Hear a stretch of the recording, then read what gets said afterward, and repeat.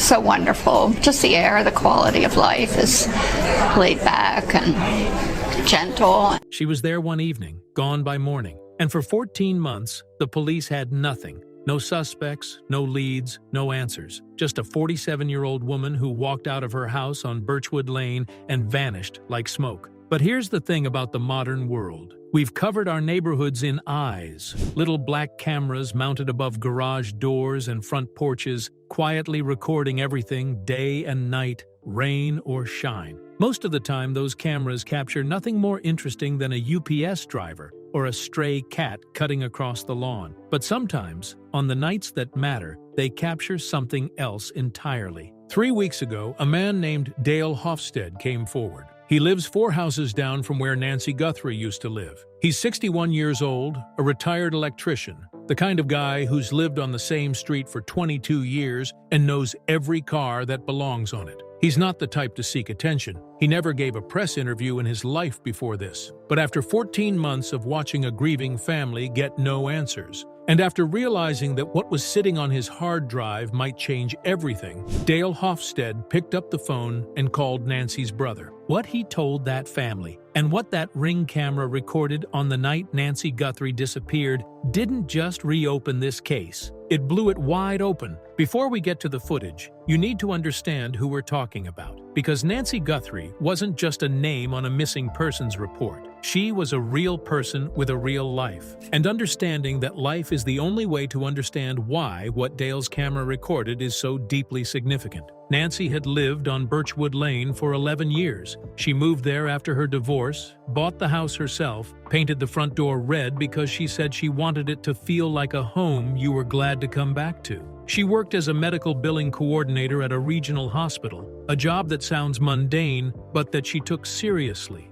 She knew her patients by name. She stayed late to make sure their claims were filed correctly. Her co-workers described her as meticulous, warm, the kind of person who brought homemade soup when someone on the floor was sick. She had 2 adult children, a son in Phoenix, and a daughter living about 40 minutes away. She talked to her daughter almost every day. That's important. We'll come back to it. She had a boyfriend of roughly 2 years, a man named Paul Eston. The relationship was described by friends as complicated. Not violent, not overtly troubled, just complicated. There were periods where things were good, and periods where things clearly weren't. Her closest friend, a woman named Renee, who'd known Nancy since college, said that Nancy had been talking about ending things with Paul in the weeks before she disappeared, that she'd seemed lighter recently, more like herself, like someone who'd finally made a decision they'd been putting off. The last confirmed sighting of Nancy Guthrie was at 7:14 p.m. on a Thursday evening in late October. She stopped at a gas station 3 miles from her house, bought a bottle of water and a pack of gum, and chatted briefly with the clerk, a young woman who later told police that Nancy seemed completely normal, happy even. Nothing off, nothing wrong. She never made it home. Or at least, that's what investigators initially believed. When Nancy's daughter couldn't reach her the following morning, something she described as instantly physically alarming given how consistent their daily calls were, she drove to Birchwood Lane. Nancy's car was in the driveway. The front door was unlocked. Her phone was on the kitchen counter. Her purse was on the hook by the door. Her reading glasses were on the arm of the couch next to a paperback opened face down to page 211, like she'd just set it down to grab a glass of water and planned to be back in 2 minutes. But she wasn't back. She wasn't anywhere. Police were called. The case was opened. Detectives canvassed the neighborhood, knocked on doors, asked the standard questions. Did you see anything unusual? Did you hear anything? Does anything stand out from that night? The answers, at the time, were all some version of no. Several neighbors had Ring cameras. Police requested the footage. They reviewed hours of recordings from 4 different cameras covering various angles of Birchwood Lane and the surrounding streets. The official conclusion was that nothing relevant had been captured. Paul Eston, the boyfriend, was interviewed multiple times. His alibi for that evening was a poker night at a friend's house. 3 people confirmed he was there. He passed a polygraph. He cooperated fully with investigators and publicly pleaded for information about Nancy's whereabouts. He cried in front of cameras. Whether those tears were genuine or performed, nobody could say definitively, but the police had no grounds to charge him. No physical evidence, no witnesses, nothing to move on. The case went cold. Not officially, investigators will always tell you a case is never closed, but practically operationally cold. The detectives rotated to other cases. The file sat in a drawer. 14 months passed. Nancy's family kept the pressure going. Her brother, a man named Greg Guthrie, maintained a social media presence dedicated to keeping his sister's name in the public conversation. He organized search efforts. He hired a private investigator who turned up nothing actionable. He called the detective's office so frequently that he knew the receptionist by name. He refused, absolutely refused, to let his sister become one of those cases that just quietly fades into the background noise of unsolved disappearances. That persistence is the reason Dale Hofstede called him instead of calling the police directly, because Greg had made it impossible to forget, and forgetting, it turns out, would have been catastrophic. Here's where the story gets complicated, because Dale Hofstede did not withhold information deliberately or maliciously. What happened is something that, in the age of home surveillance cameras, is actually more common than most people realize. Dale had submitted his Ring camera footage to police when they canvassed the neighborhood in those first frantic days after Nancy disappeared. He handed it over willingly. The detective who reviewed it told him there was nothing useful on it and returned the files. Dale had no reason to question that assessment. He wasn't a forensic investigator. He trusted the process. But 14 months later, Dale was replacing his old Ring system with a newer model. And in the process of transferring files, he started looking through old saved recordings. He'd kept them on an external hard drive, the kind of obsessive habit older people who grew up without technology sometimes develop once they do embrace it, holding on to digital files the way their parents held on to physical photographs. He started watching, and almost immediately, he realized something was wrong with the original assessment. The detective who'd reviewed his footage had apparently focused on the front-facing camera,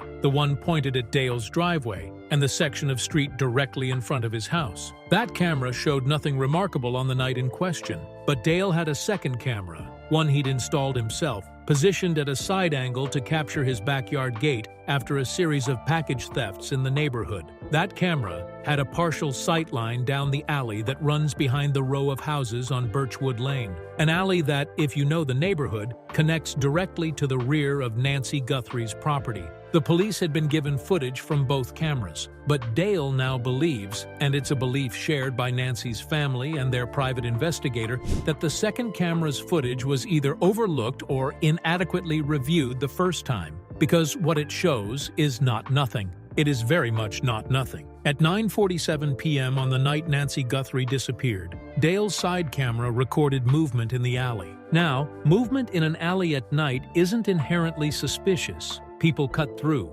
Dogs get loose. It happens. But this wasn't a person cutting through. This wasn't casual. What the camera captured was a figure moving with deliberate, unhurried purpose along the alley in the direction of Nancy's backyard, moving close to the fence line, close enough that Dale's camera only catches a partial image, a shoulder, an arm, the side of what appears to be a dark jacket. That alone, a partial figure in an alley at night, might mean nothing. Might, except for what happens next. 13 minutes later, at 10 p.m. exactly, the camera records the same figure returning through the alley, moving in the opposite direction, still close to the fence line, still deliberate. But this time, the figure isn't alone. There's something being pulled or carried. The image quality and the angle make it impossible to be completely definitive about what exactly is being transported, but the motion, the body mechanics, the way the figure's posture shifts under what appears to be significant weight, it's consistent with one thing.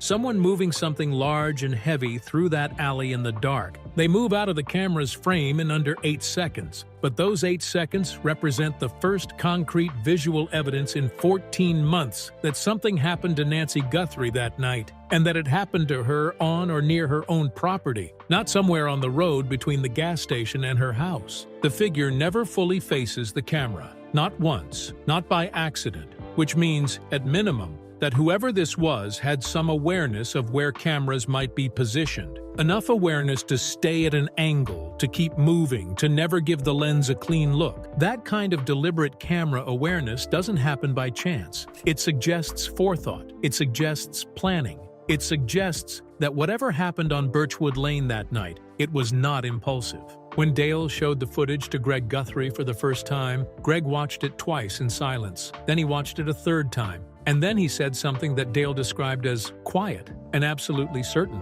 He said, "I know that jacket." Greg Guthrie told his sister's private investigator and later told police when the footage was officially resubmitted that the dark jacket visible in the footage bore a very strong resemblance to a jacket he had seen before, on Paul Eston, a specific style, a specific color, something with a distinctive cut at the collar that Greg remembered because Nancy had given it to Paul as a gift the previous Christmas, and Greg had been there when she wrapped it. Now, a jacket is not evidence. Jackets are not fingerprints. A resemblance is not an identification. Greg Guthrie is not a disinterested witness. He is a grieving brother who wants someone held accountable, and that emotional investment means his identification of a jacket needs to be treated carefully and verified independently. But here's the thing. When police re-examined the footage with this specific detail in mind, they also found something they'd missed or dismissed the first time around. There's a 3-second window near the beginning of the alley recording where a partial vehicle is visible at the alley entrance. Not clearly, not completely, but enough to see a color, a general shape, and crucially, what appears to be a partial license plate. That plate, enhanced and analyzed, contains 3 characters that are consistent with the plate registered to Paul Eston's vehicle. 3 characters is not a full plate. It is not definitive, but combined with the jacket, combined with the timeline, combined with the fact that Paul Eston's confirmed alibi ends at 9:15 p.m. that evening, when the poker game broke up, it means that Paul Eston had the time, the potential opportunity, and now a potential physical link to the alley behind Nancy Guthrie's house on the night she vanished. The police, to their credit, have not sat on this. The case has been formally reopened. Paul Eston has been asked to come in for additional questioning. His lawyer has responded publicly, calling the renewed focus on his client a desperate attempt to close an unsolvable case by targeting the most convenient suspect. He says his client is innocent, cooperated fully the first time,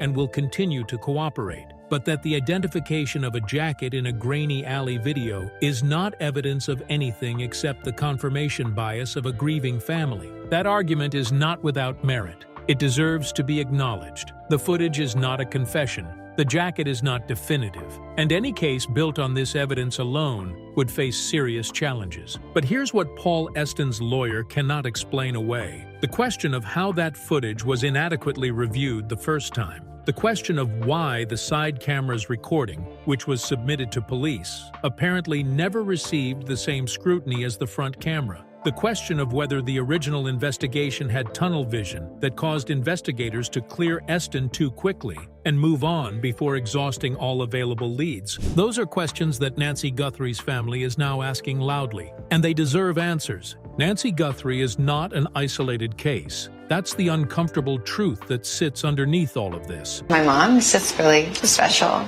time. Amazingly awesome. Every year in this country, thousands of people disappear from ordinary neighborhoods, ordinary houses, ordinary lives. And in too many of those cases, the answer is right there in the immediate circle, in the person who knew the locks, who knew the routines, who knew which neighbor's lights went off early and which alley ran behind the property. In too many of those cases, the answer is someone the victim trusted. What Dale Hofstede's camera captured isn't supernatural. It isn't mysterious. It's something far more disturbing in a certain way, because it has no grand explanation, no cosmic ambiguity. It's just a figure in a dark jacket moving through an alley at night, returning 13 minutes later with something heavy, and being careful, so careful, to never face the lens. The deliberateness of that evasion is what keeps Greg Guthrie awake at night. That's what he told reporters last week.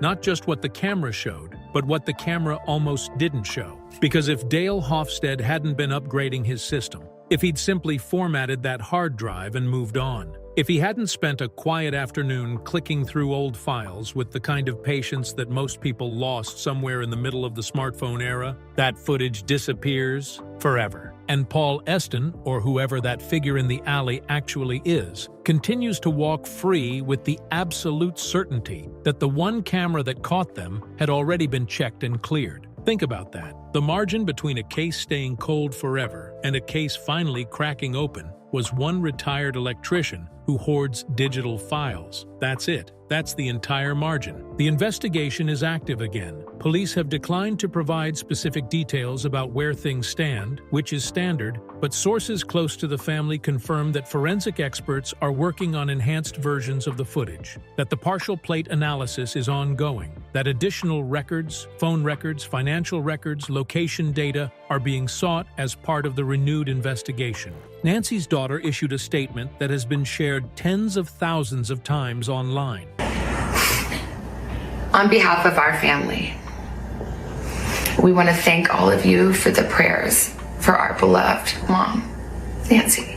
It doesn't contain anger. It doesn't call for vigilante justice. It's just a daughter saying that she goes to sleep every night knowing her mother's red front door is still there on Birchwood Lane, that someone else lives in that house now, that the paperback with the cracked spine is long gone, but that her mother is still out there somewhere and still deserves the truth. Greg Guthrie, for his part, said something at a recent press briefing that I think deserves to be repeated here, and repeated slowly, because it's the kind of thing that sounds simple but carries everything. He said, Nancy talked to her daughter every single day, every day without exception for years. The morning after she disappeared, her daughter called and called and called and got no answer. And in that silence, in those unanswered calls, we already knew. We knew before the police came. We knew before the investigation started. We knew because Nancy would never, ever not pick up that phone. The silence told us everything. We've just been waiting 14 months for the rest of the world to hear it too. We install these cameras and we tell ourselves we're covered. We tell ourselves that if something happens, it'll be on tape. And that's true. In a narrow, technical sense, the cameras do record. The footage does exist. But footage only matters if someone looks at it carefully. If someone looks at all of it, not just the obvious angle, not just the front-facing lens, but the side camera positioned to catch package thieves, the one with the partial alley view, the one that nobody thought to prioritize because the alley seemed like a secondary concern. The lesson of Dale Hofstede's hard drive isn't just about one case. It's about what we're missing systematically in cases across the country because of inadequate review, limited resources, overwhelmed investigators, and the sheer volume of footage that modern surveillance systems generate. It's also about persistence, about a brother who kept calling, about a retired electrician who kept his files, about a family that refused to accept cold as a synonym for closed. Nancy Guthrie has not been found. That needs to be said clearly. The footage has reopened the investigation, but it has not resolved it. There are still more questions than answers. There is still a family waiting. There is still a red front door on Birchwood Lane that belongs to someone else now,